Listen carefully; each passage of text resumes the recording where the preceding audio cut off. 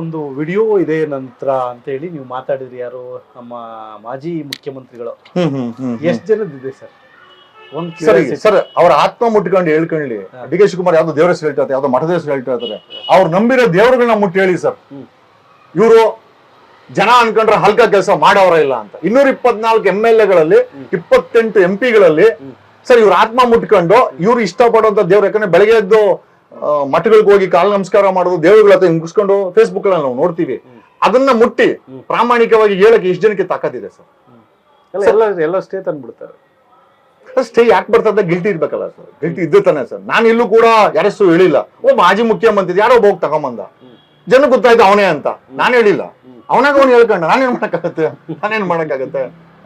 ಬೆಳ್ಳಿ ಕಾಚ, ಬೆಳ್ಳಿ ಬ್ರಾ, rolls Royce ಕಾರುಗಳು ಗಿಫ್ಟ್ ಆಗಿ ಕೊಟ್ಟಿರೋದು, ಸಂಸ್ಥೆಗಳನ್ನೇ ಮಾರಾಟ ಮಾಡಿರೋದು, ಫೈನಾನ್ಷಿಯಲ್ ಸ್ಟೇಟಸ್ ನ ಹಾಳು ಮಾಡಿರೋದು ತಮ್ಮ ತೀಟೆಗಳಿಗೆ ಸರ್. ಒಬ್ಬ CM ಮಾಡೋ ಕೆಲಸನ ಇದು.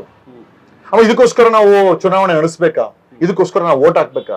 ಇದಕ್ಕೋಸ್ಕರ ನಾವು 24 ಗಂಟೆ ಟ್ಯಾಕ್ಸ್ ಕಟ್ಬೇಕಾ?